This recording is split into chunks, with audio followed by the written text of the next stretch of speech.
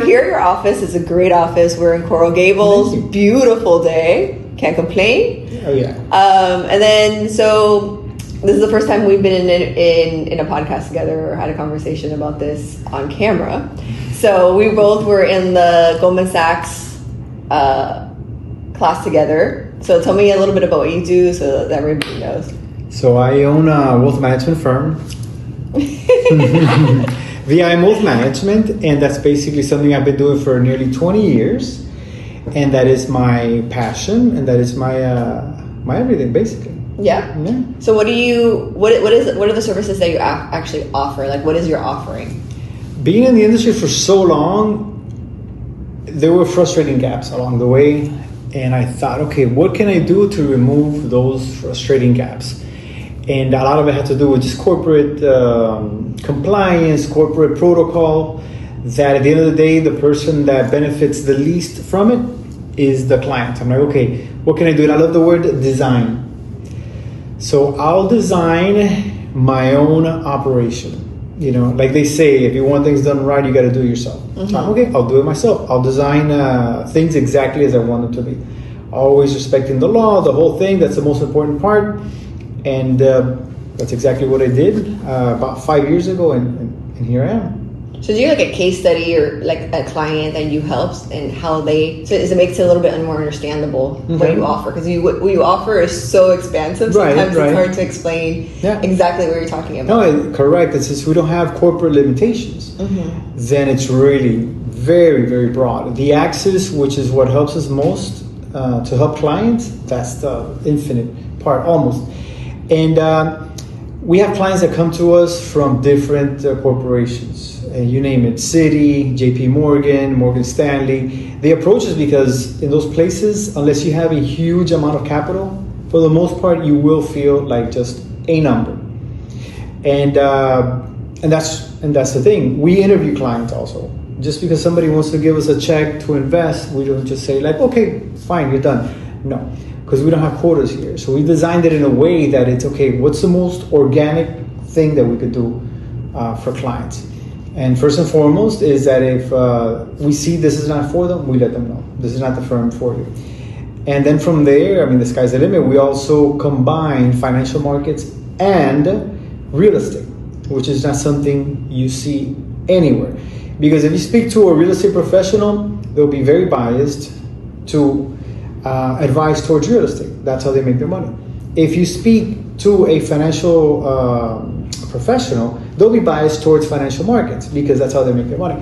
But when you put both of them under one roof, that's an immediate benefit for the client because, okay, it won't be biased. Okay, Mr. or Mrs. Client, maybe 50% of your portfolio should be, based on what you're telling me, on physical real estate.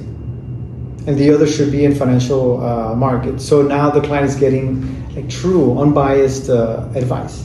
So right now in Miami, with the climate that we're in, what is the thing that you're most excited about in investment? The most excited thing what was that again? The thing that you're most excited about.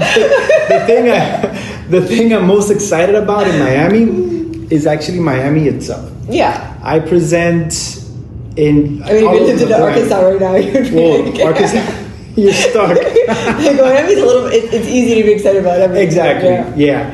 And so it's Miami itself, and I presented in many countries. You know, Spanish, English, Portuguese, Italian, because I love the stuff. And I'm like, okay, here we're in and I'm lucky because my parents brought me here from Cuba when I was a kid, so I basically landed here. I don't give myself any merit for that, but it is what it is. And they call Miami the capital of Latin America, and that applies basically for many different reasons that we won't get into. But when it comes to investing, it makes the whole place, everything, very easy to be excited about because Miami's it's not only a great city, but it's also a fast growing city. Yeah. You know, so to me, what gets me excited about it, another good thing is the fact that, okay, I will really be able to help clients here. It's not like I am in some different city of the U.S. and it's like, okay, what can I actually do to actually help a client? Here, there are plenty of options. I mean, financial markets are fully digital, basically at this point. So anybody can access anything from anywhere, as long as you have the right channel. And that happens with the advisor, depending what he or she has to abide by. And if it's a bunch of protocol and arbitrary quotas and all these things, then the stuff rolls downhill. But yeah, and then also in the area of real estate, there's no secret.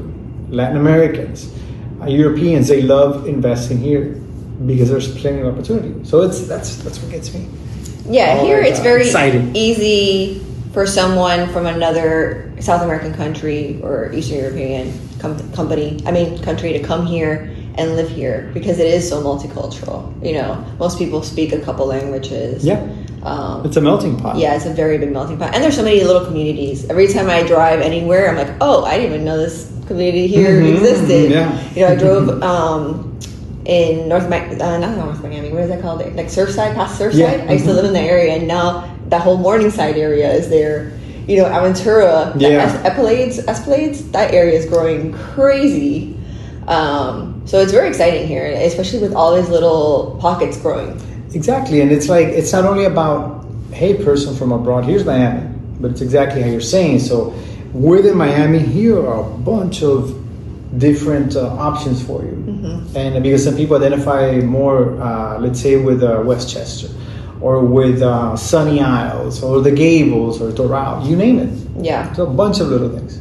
Yeah, there's so many. There's very city feel, and then you could go to, you know, what's it called, Westchester, or not Plantation. Where is that area? In Broward. Yeah, in Broward. And that there's area. Pompano, and there's a bunch of. But the best thing about Miami is that we're here. Yeah. You know, so they're not gonna find Fabi or Vonnell like in Texas or Wyoming. We're here. We're in Miami. Are you guys listening? I know. All right.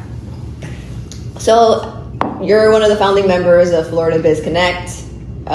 We met through the Goldman Sachs program. Yeah. It was a great program. We learned a lot. Loved it. Yeah, we became all great friends. I think 32 of us, 36 of us. I think 35 around there. 35. Yeah, I think we lost 2 or 3 in the beginning, but we all became really good friends. That's why we decided to create this group. All of us are completely different companies. I have an MSP, which is, you know, IT support.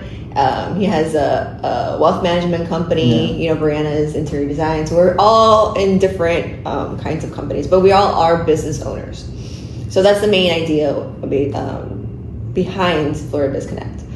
But one of the things that you were very popular for was your ability to get up in front of the crowd and, you know, be able to express your opinion and also express what you were trying to say. No stage fright, which we found out that it wasn't always like that. I have debilitating stage fright. I freak out. I'm good like this, but in front of a crowd, I have a hard time. But so you went through a process of learning how to talk in public spaces and in front of people. So what was your process? A lot of people have this issue, obviously. It's I love public speaking, and the sillier I can make something, the more I like it. That's why even when I have to present something in strictly financial business environment, I love like sprinkling the whole thing with like whether a joke here and there or basically stretching the envelope. Okay. Because the more people I see in suits, the more formal I see the audience, the more I want to relate. You know, it's like, okay, this is happening. Throw some things in there. But since I was a kid, I liked public speaking. When I was like 5-6 years old in Cuba, I used to recite poems by Jose Martin. And then I used to do different things in theater. A typical romantic Cuban. I married one of those, yes. There you go. So you know what I'm talking about, exactly.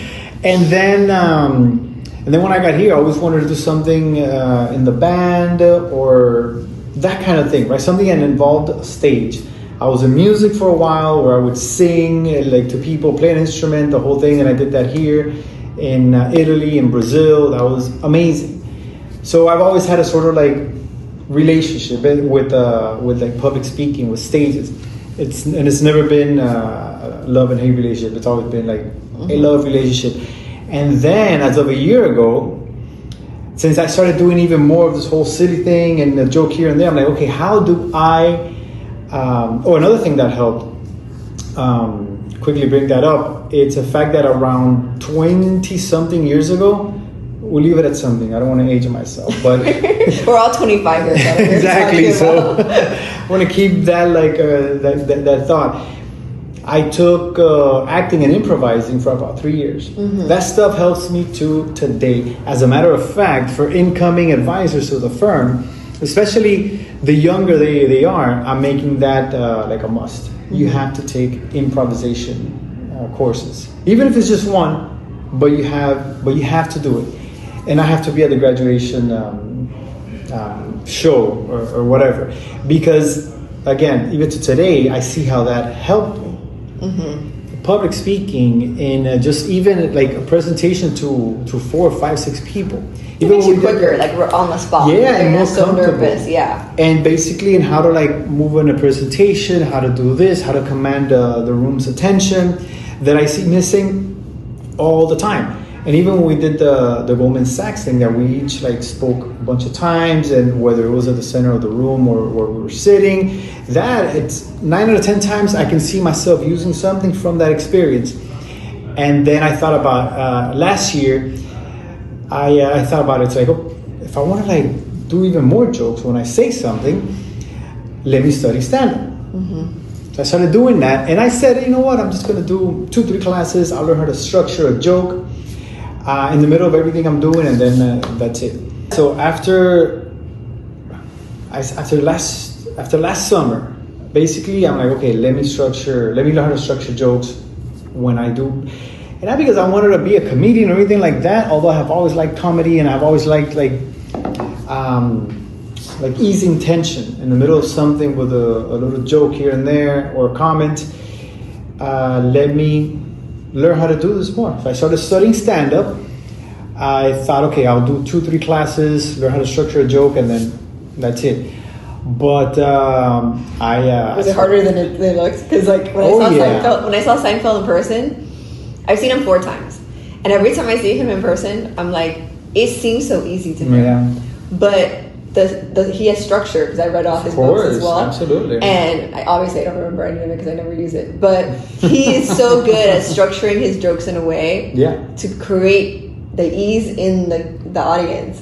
Yeah. So yeah, there is a structure to it. There's a huge structure to it.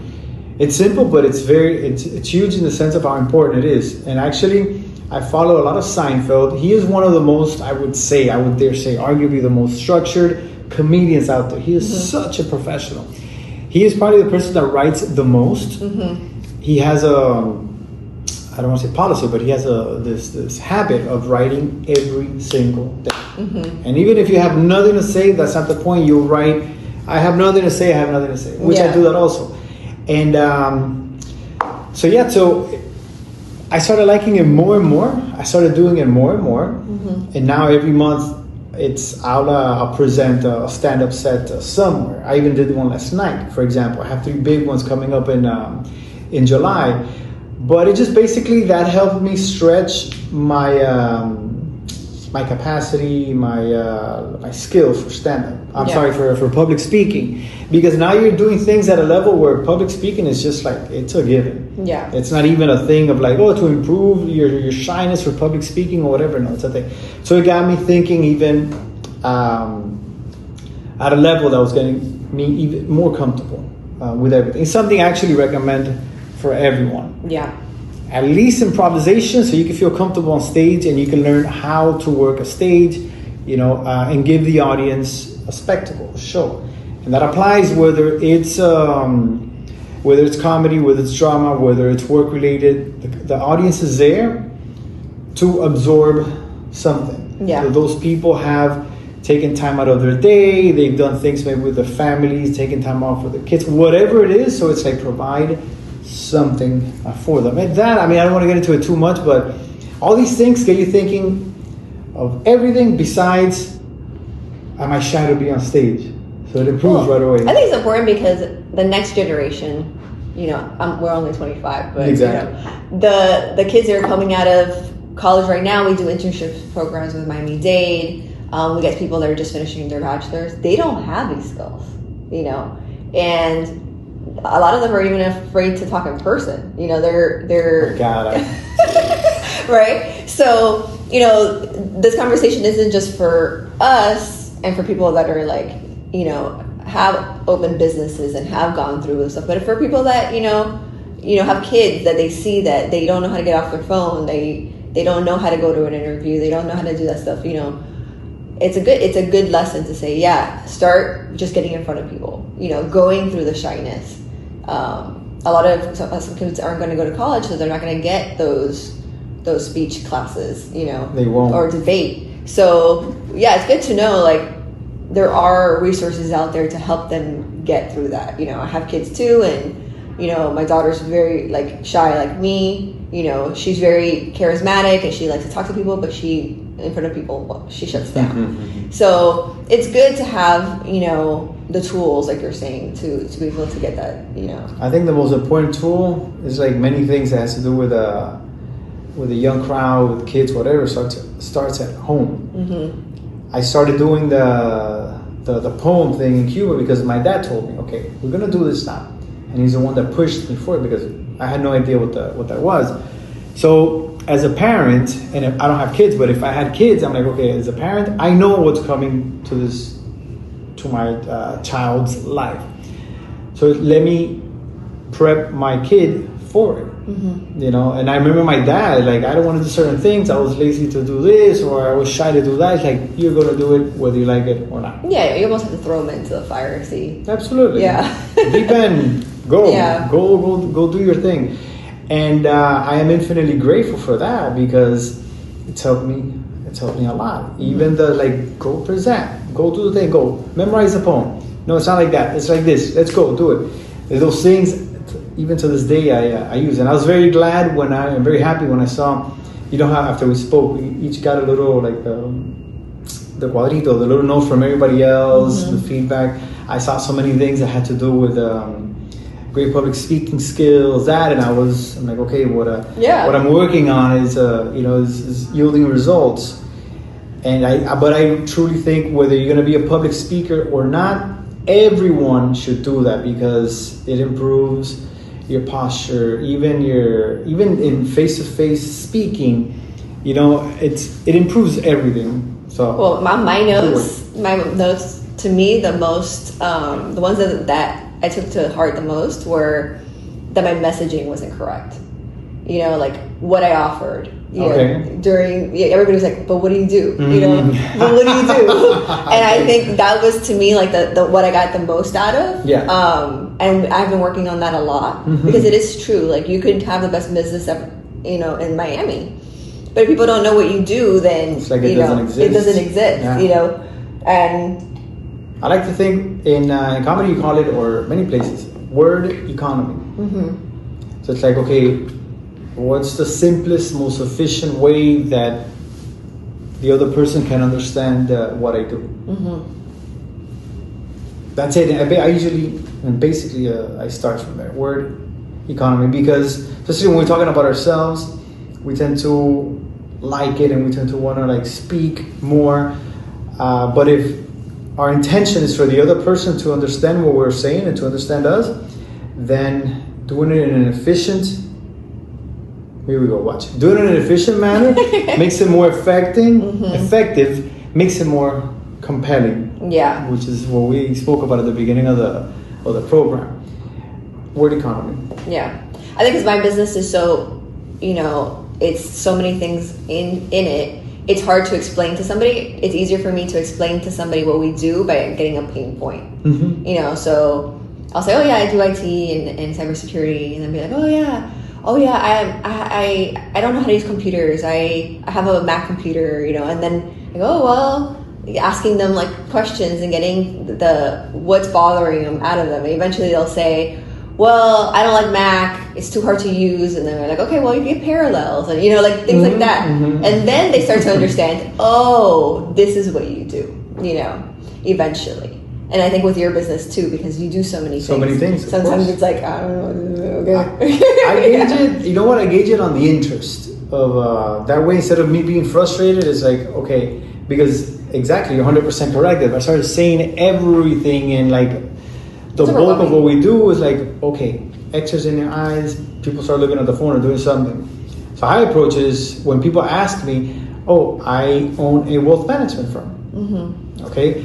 And the person interested will ask me the second question. Oh, what do you do what do you focus on? Or whatever the person's going to come up with regarding the firm. So my introduction process or introduction pitch, for lack of a better term, I actually stretch it out a little bit. Instead of turning it into an elevator pitch or 30-second pitch, I turn it into, let's call it an elevator dialogue. Yeah. I mean, with your business, I think it's more about trust.